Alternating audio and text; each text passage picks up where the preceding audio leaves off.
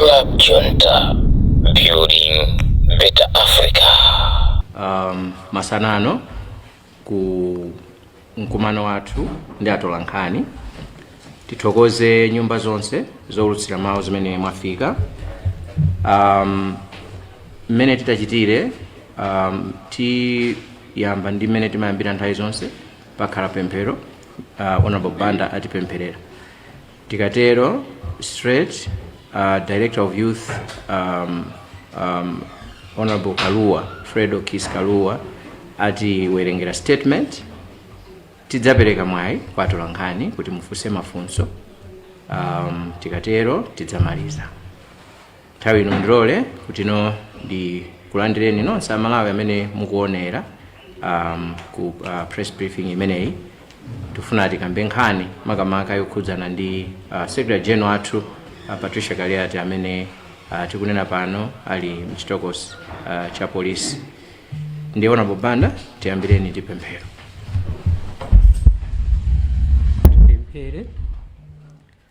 Atate Mulungu wathu wachikondi chosatha, ino amene mudatikonda kuposa chinthu china chilichonse chimene mudalenga.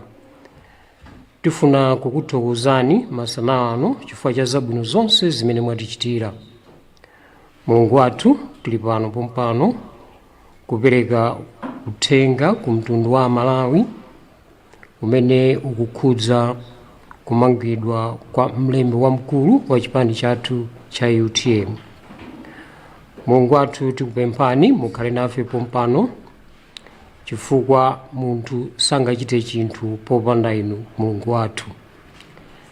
Dalitsani dziko lonse la Malawi, dalitsani mamembers onse a UTM kuchokera pa akuluakulu athu mpaka na pa masupporters athu pansi konse kumene ali mdziko la Malawi. Tidalitseni ife tonse pompano m'dzina la Yesu Khristu tapemphera ndi kuyamika. Amen.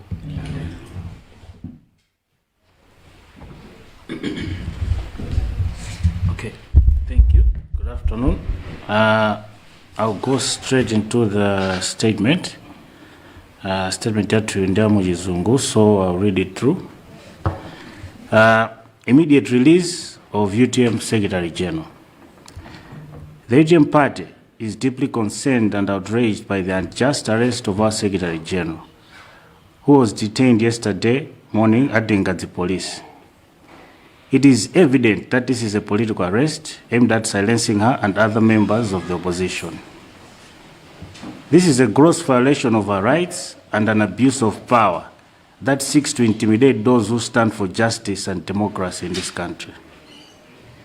Since her arrest, we just learned that she's been charged. She's been taken to court, Area 3.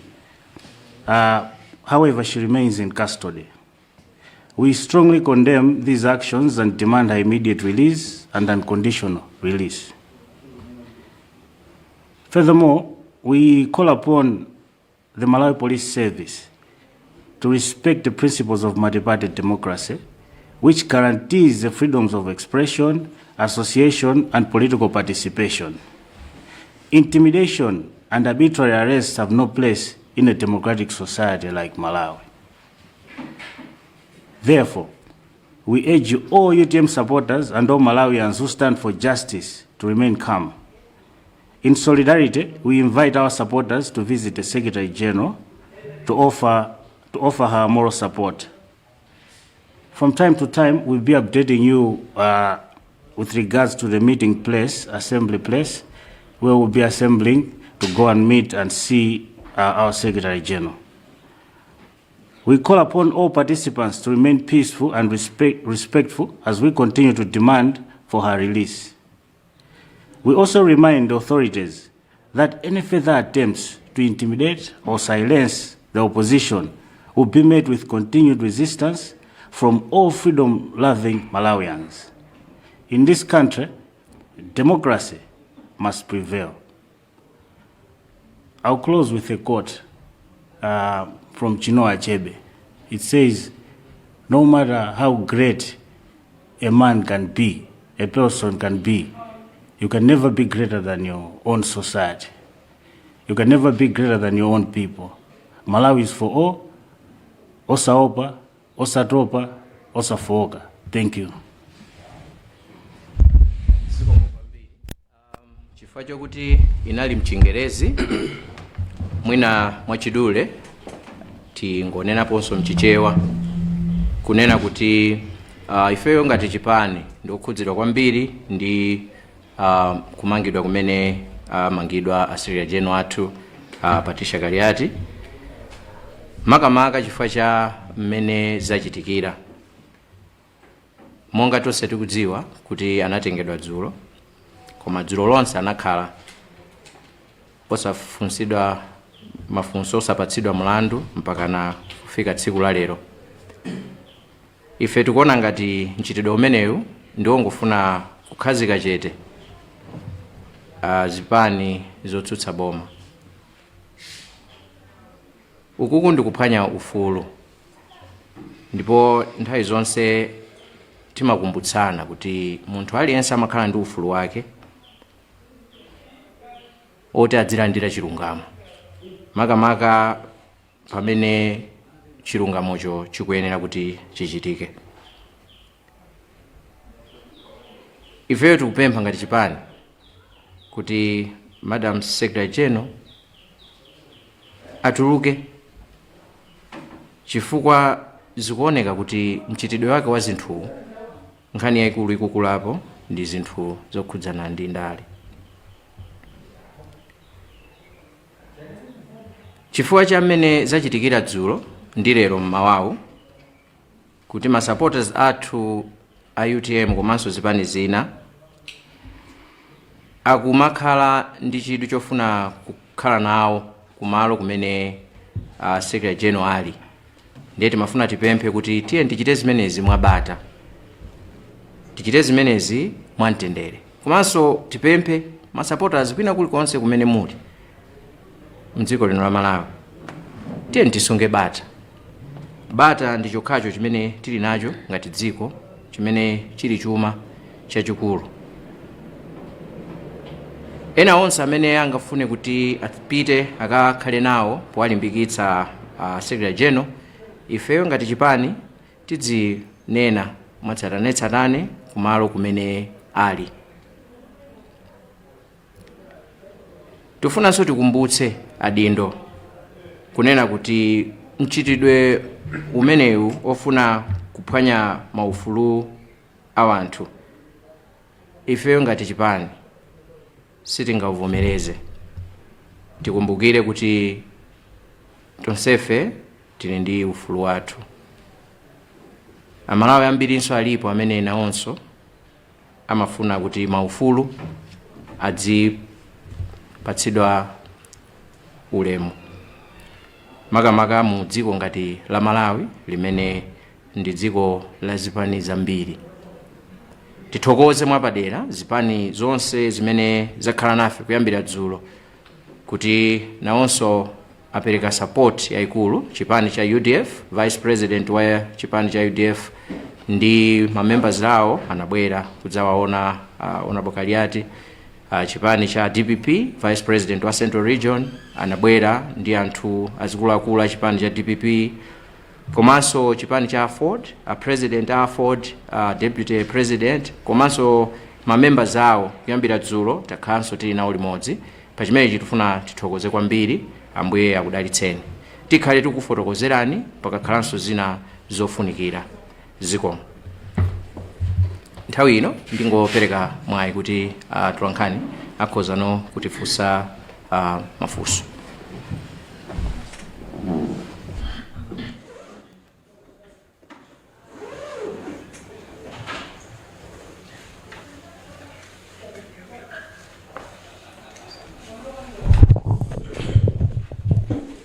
Ndine Western Gota kuchokera ku Zodiac. Ndimafuna ndidziwe kuti mkatikati mwa kumangidwa kwa Honorable Kaliati munali chikonzero chionera kuti chipani cha UTM chikhala ndi msonkhano waukulu. Panabwera ma information angapo amene amaonesa kuti msonkhano uliko kulibe, so timangofuna clarification kuti kodi kumangidwa kwa Honorable Kaliati mwina kukhudza msonkhano umenewu kapena zonse zidikira kaye kuti muone kuti kodi kutuluka za mtundu wanji umenewu.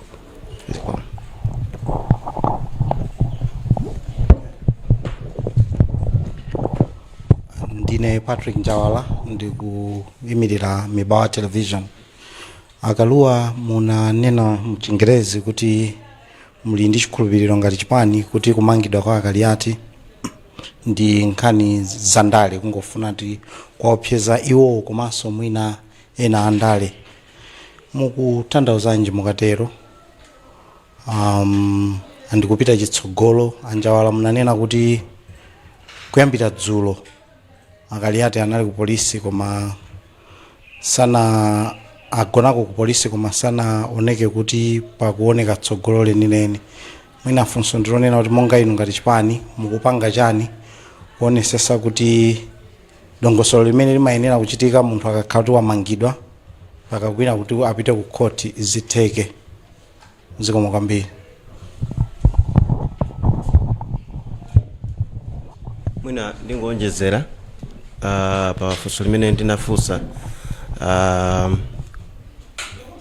pakhala pali masamba anchezo komanso pazokambirana zosiyana-siyana za Malawi pakhala pakuoneka kuti mchipani cha UTM muli kusagwirizana, muli magawo timangofuna tingodziwa kuti kodi pakumangidwa kwa Kaliati mwina kugawikana kumeneku kuli ndi mbali.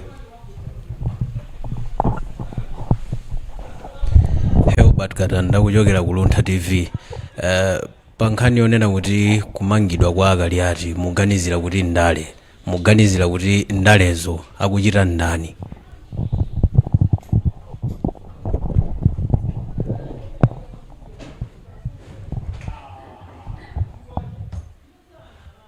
Zikomo kwambiri. Ndikhulupirira kuti mafunso atha chabwino ndiye tiyankhe mafunso amene afunsidwa. Funso loyamba Aguta from Zodiac afunsa kuti kodi panali msonkhano ndiye ndikumangidwa kwa Patricia Kaliati, msonkhano zayenda bwanji?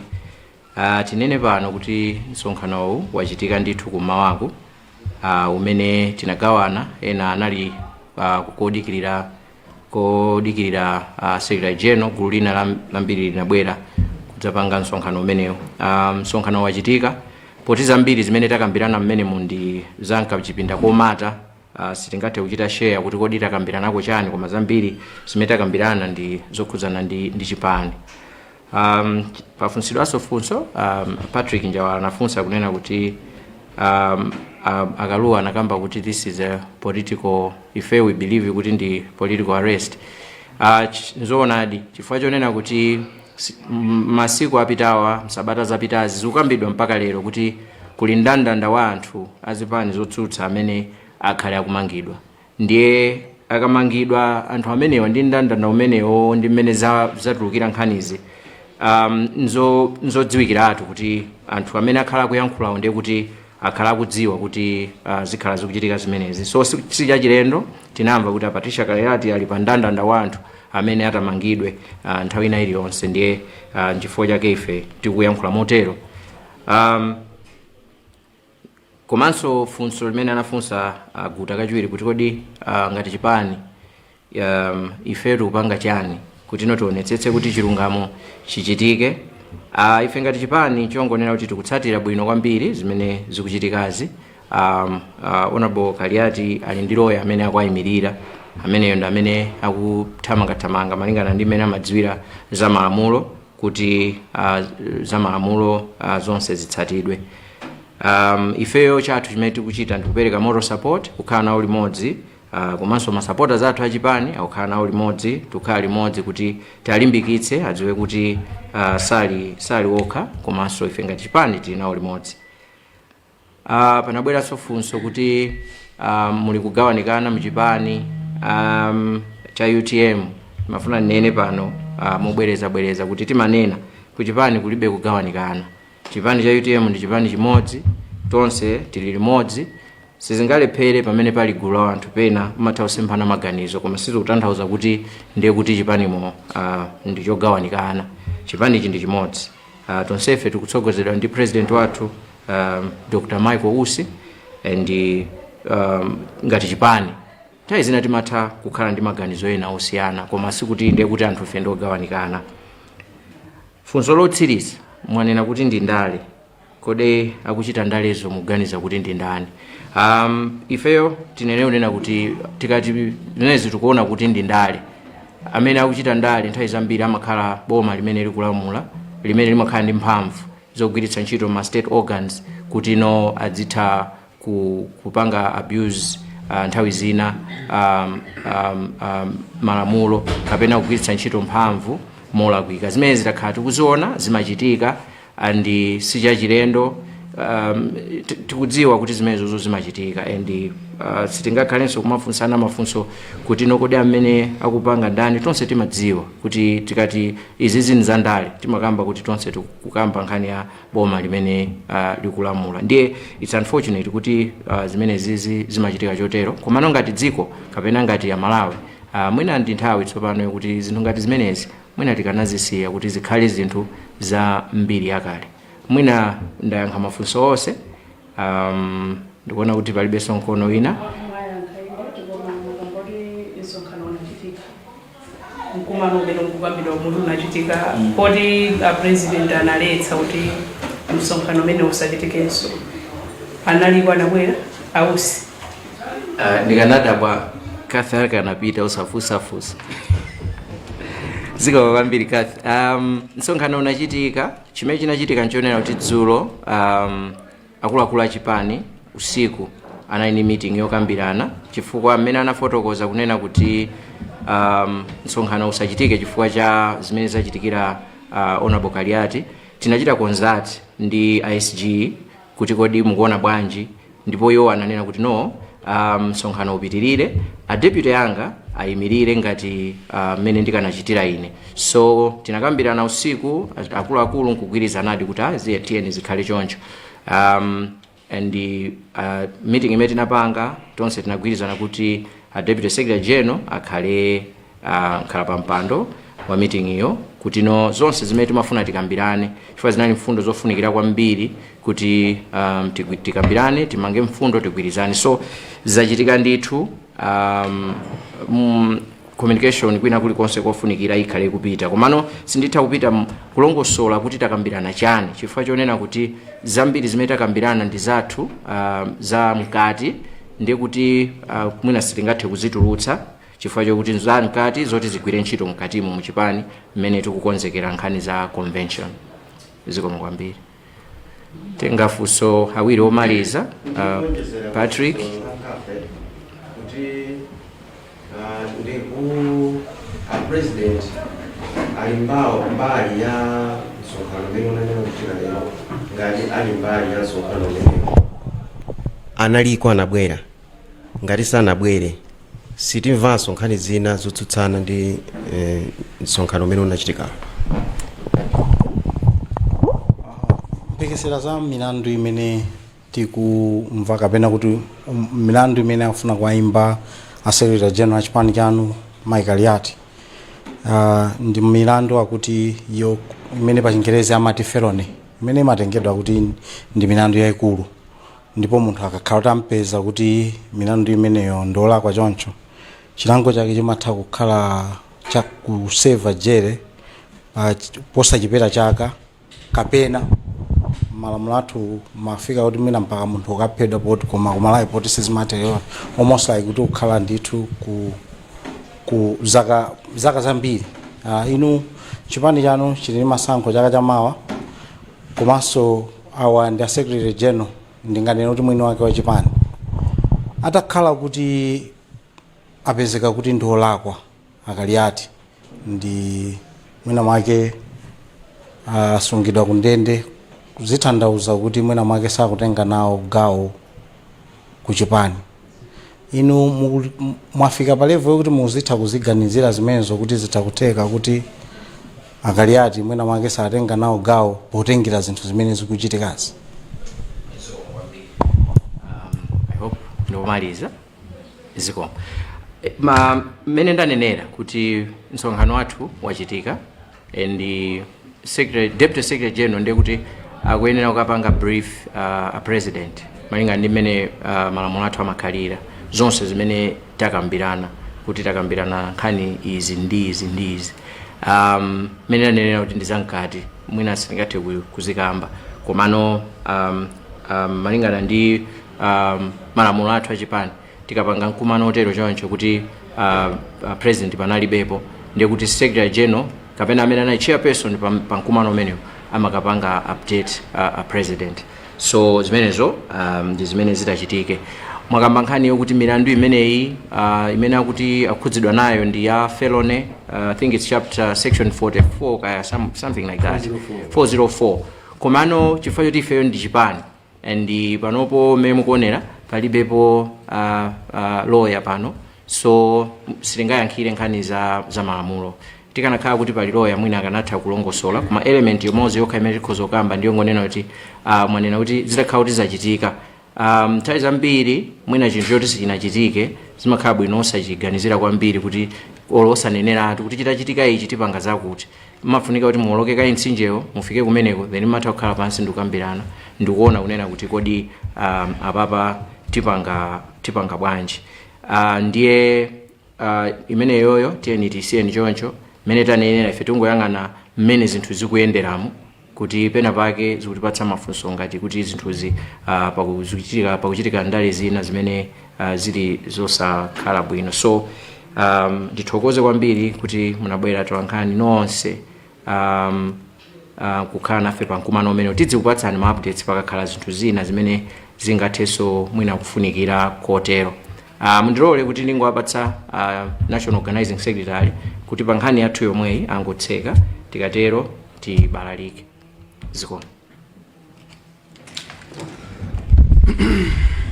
Ziko kwambiri honorable ine mawu ambiri ndilibe.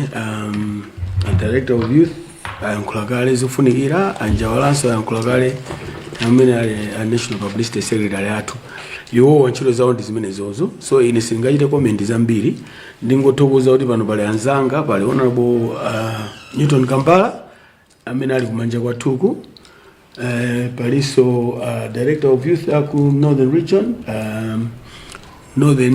north region Afik Mbewe, palinso director of youth central region Aaron, ndiso palinso honorable Mavuto Banda amene ali national director athu social welfare and protocol.